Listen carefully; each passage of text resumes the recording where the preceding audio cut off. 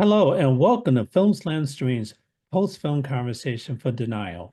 My name is Eric Siler, and I'm an instructor of film, media arts, and communications, as well as moderator for this conversation.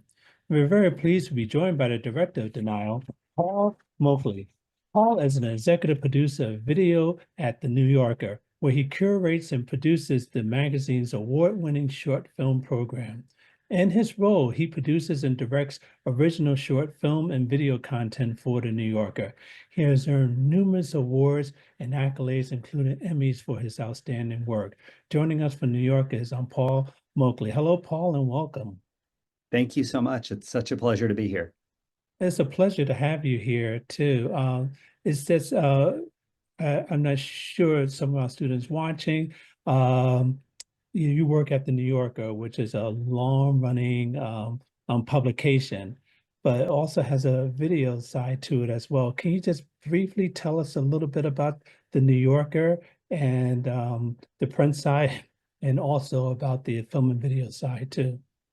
Sure. The New Yorker magazine has been around for nearly 100 years. We're about to celebrate our centenary in February.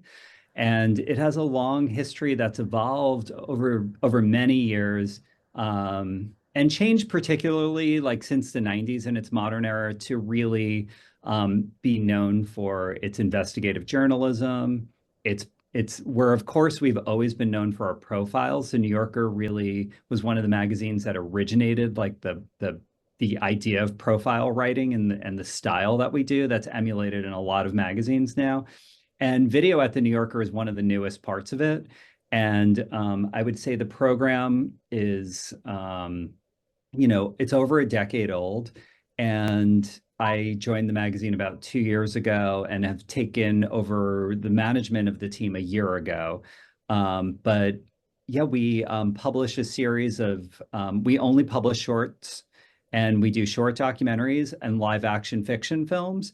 And the New Yorker has been really lucky over the years to have their series win a lot of accolades and awards. We've been nominated for Oscars 17 times, and in documentary and live action. And we're just, our films are available on the New Yorker website. And then for free, if you don't have a subscription to the New Yorker, you could subscribe to our YouTube page and see all of our films there. And we're always really excited to share them. So thank you for having us. Well, it's a pleasure having you, and it's a pleasure to know that uh, your organization is creating content for the general audience and also for educational purposes as well too. The denial. Uh, can you tell us a little bit how this project came about? I understand there is a team which will pitch ideas and stories. So tell us a little bit about the backstory to the making of Denial. Sure. At the New Yorker, films come to us in all different ways. And some people on our staff, like myself, do conceive of films. And we go through a pitch process here at the New Yorker where we basically start to develop the film on paper. And, we bring it through our editors, through a series of editors, and run it up the team here to, come to a place where we decide, that we want to actually spend a lot of time, invest a lot of time and resources on a project like this. But denial was something that started for me at my previous job at Time Magazine when I was covering the 2020 election. I worked for 14 years covering elections as a visuals producer, assigning photography and video around politics for the magazine. And in 2020, when the election happened, there was a moment in Maricopa County where they were taking a while to count the votes. They've always have, actually, in fact. It's not anything new. Since the 90s, they've always taken longer than most places. It's one of the largest counties in America. And I think a lot of people don't realize that I think it's the second largest county in all of America. And they try to make voting as accessible as possible. And so it takes them a long time to vote in some ways. But in 2020, the officials started to receive a lot of pressure, and people began to protest outside and show up with guns and be really aggressive towards the election workers. And it was something that I've never really seen in an election in the United States in my years covering it. I'd say the first election I ever covered was John Kerry.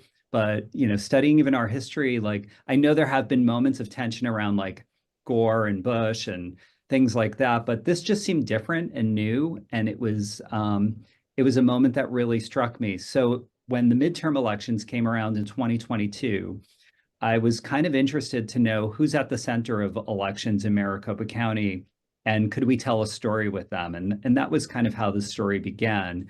And it was also, I think we pay a lot of attention to the loudest voices and people who spread conspiracies. And I wanted to shift the attention away from those people and focus on the people doing the work. And so that was Bill Gates. And it took a while, but we met with Bill Gates many times and eventually got him on board to let us into his life and his work. Interesting. So by taking on this particular film, uh, you can you tell us if you received any backlash at all from presenting this viewpoint? I'm sure the New Yorkers know Just since stranger we to published it, controversy. Yes, since yes. um, I would say we've received a variety of comments. I would, one place where you can see the commentary, I was kind of nervous about putting it out onto social media and YouTube, because comments could be generally, people are anonymous and people like, I think leave, who, well, like, I think a lot of people leave comments without even watching the film in some cases. But at the New Yorker, we really like to publish YouTube and have the directors be present in the comments. So we always introduce ourselves in the comments and ask people to ask questions for a few days. And we had a very productive conversation with over 1,000 comments. I would say people ask genuinely good questions and the response has been great. But, I think on the other hand, we have had, like a moment where there is an institution that felt uncomfortable showing this film and thought that that it was too controversial to show in their institution. But in I would say the majority has been positive. We've received support from state universities that have been interested in hosting the film, and PBS in Arizona has shown it. And for us, we really hope the film drives a conversation about the treatment of election workers, about how they've been harassed in this more recent era of elections. And I think Daniel and our intention is just to have people think about this harassment. How do we treat election workers? How do we protect them and make sure that the process maintains its integrity and doesn't get broken or manipulated in any way? Let's talk more specifically about this story now. Sure. You had a number of ways to shape it, and in the film, there was the focus on the, of course, the election deniers, but and you spent a lot of time on that. What was the intent on spending a lot of time on that instead of just being general about it and saying, yes, these election workers are harassed and so forth, and not focus so much on the deniers? Or did you see that as the main story? Sure. I think for us, going into a story about this topic or any story in general, I think we always try to find the human being at the center of it who is at the heart of it and who could make it come to life in a way that you might relate to or be interested in. And I don't think, Supervisor Bill Gates is everyone's first choice for like the star of a film. His job is actually very technical and boring. And it's like, but it's incredible as a public servant what he's really interested in and his duty to serve his community and his where he lives. He has another job too. He's a lawyer. He works for an entirely different company. This is a part-time job for him. And but for us, like we wanted to tell the story through one person. But within that, we had to create a world around them. And that involved talking to some of the election deniers, and the people who are really, truly concerned about the election and worried that the process was being corrupted.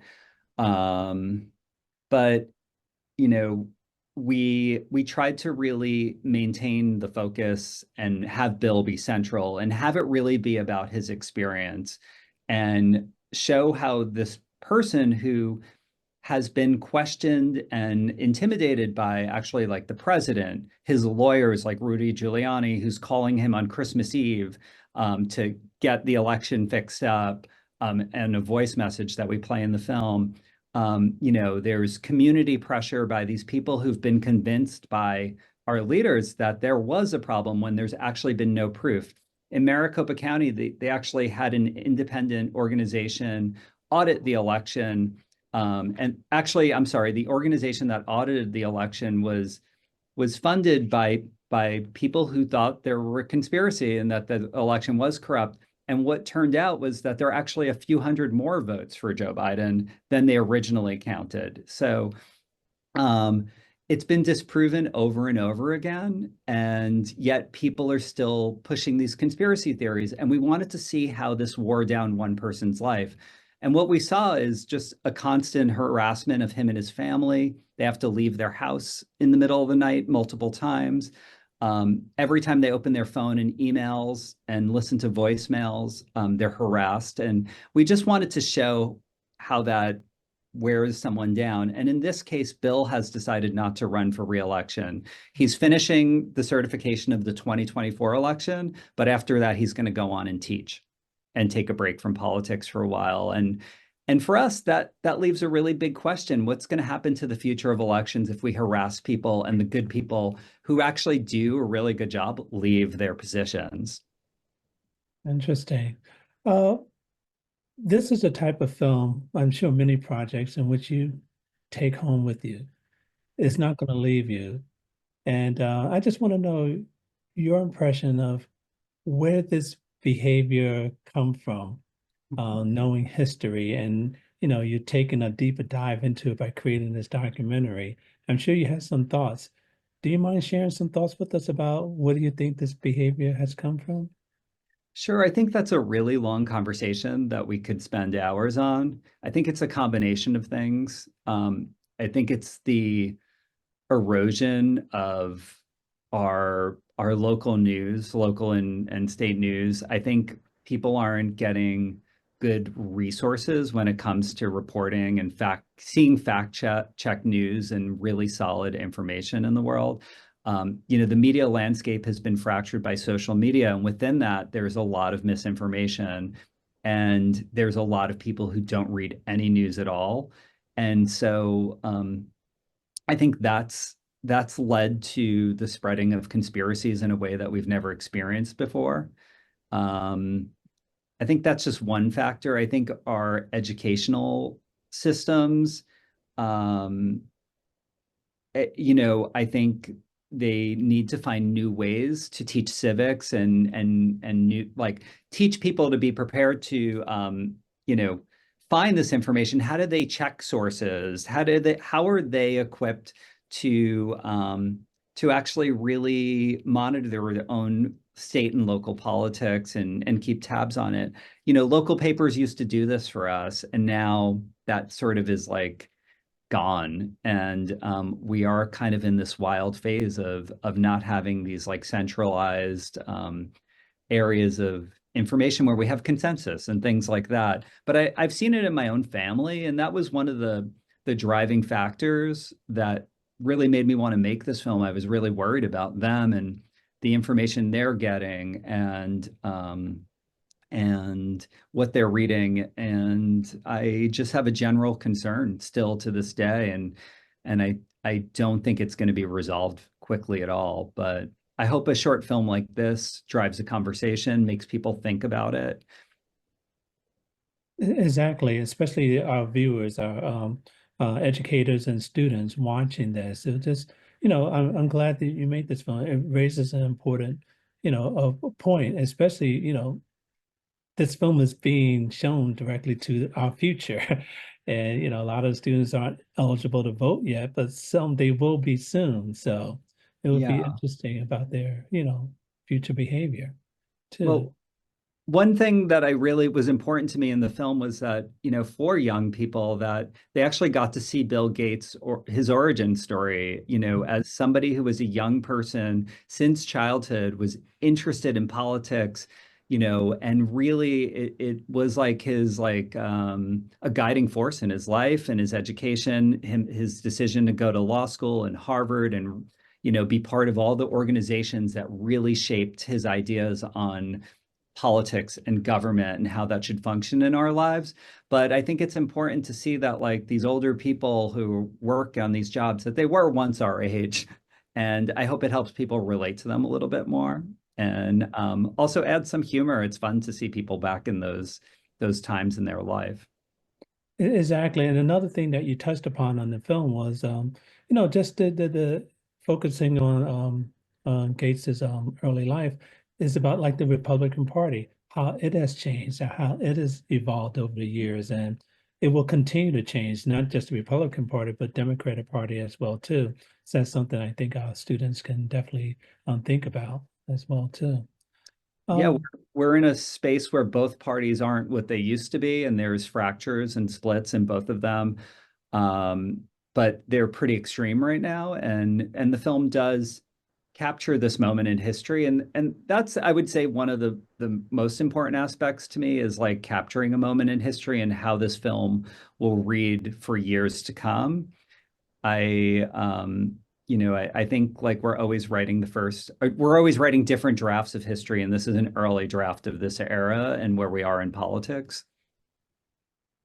Very good.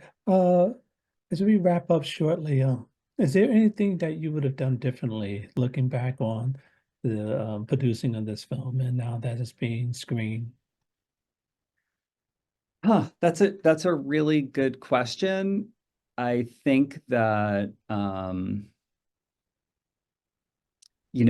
am happy with the film and where it lands. Like I would say that we worked really hard to be critical in the film. It's not a hero's journey. Like we are critical of Bill's life. We really want to know what motivated him to vote for Trump in 2016.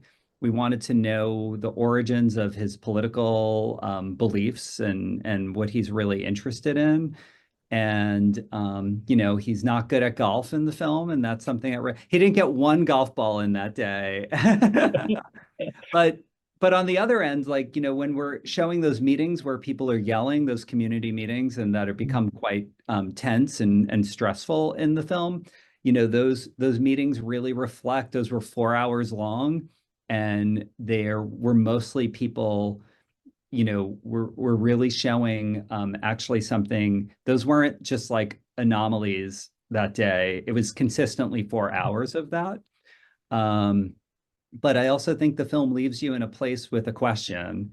And a lot of short films, I think some of the best short films that we publish at the New Yorker leave you thinking for a long time. They leave you with questions. Short films aren't always comprehensive.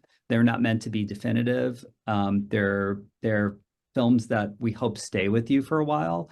And in this film, I think we see that there are really deep scars in the system and in the way that Bill Gates is left with a lot of like he's still facing all this vitriol at the end. But the thing that gives me hope is that Bill is just dealing with it. He's like taking it all in stride and he's continuing to do his job. And he's just like, well, okay, this is life goes on. But I, I'm not sure what I would do differently at this time. It's been such a long journey in making the film and getting it out there. I think I'll be more equipped to answer that question in maybe a year or a couple more years from now, Okay. when I Oh. cringe looking back at all my mistakes. I think I look back and I listen to sound mix things that I want to fix or a graphic, or a shot that could have been better. You know, that those are like the filmmaker things that I kick myself about. Well, of course, and it still gets nominated for an Emmy or an Oscar. So, Oh, we hopefully, hope, okay, yeah, to dream. That's every yeah, filmmaker's dream. But yeah, the exactly. for us, the most exciting thing is just seeing an audience watch it. And we've had almost 1 million people watch the film, and for it to be at festivals is really exciting. And to see all the comments on YouTube has been really a big boost to know that people really care about this and they're engaged. And I think that's been a very fulfilling response to the whole project. That Mhm. My last question is, tell me, at the New Yorker, do you have uh, uh, print information that in which you take and you create a film about, or do you have a film and then later on you have a publication about that as well? Does one chase the other, or do they parallel each other? I would say that most of our films at the New Yorker are coming from filmmakers like myself or from outside the magazine. Okay. We really think of the film program as a supplement. You know, it's fully part of the New Yorker. So if we're doing a big feature on somebody, we wouldn't want to do it in video too. We wouldn't want to repeat. Um, but maybe one day those things will cross together and we'll join forces a little bit. But we do work with writers and editors on the staff who will be part of the filmmaking team as producers, and they'll lend their expertise to the filmmaking. We worked with Rachel Monroe, who's our Southwest reporter for the New Yorker and writer. She wrote the essay that accompanied this, and she did help us on some of the interviews with Bill Gates and asked really good questions. Um, but we have another film coming up about the Southern Baptist Convention and evangelicals. It's a profile of the pastor Tom Askell, and we worked with Emma Green, and that will be accompanied by a significant print piece. But we are trying to work together and use the expertise of the magazine, and that's like one of the exciting things that helps make our films, I think, journalistically more well researched and strong as having a film team using all the expertise that's in the room is like one of the great things we can do here. Right. So is that your next project coming out, the film about the SBC? That it's actually done. It's in festivals right now, Okay. and it's gonna publish, I think, in January. We're waiting to see kind of what happens next year with Tom Askell, but I think he's going to come into the news again in this new administration. We might see him at the inauguration. Mhm. The film is very timely right now, and yeah, we're really excited to share that one.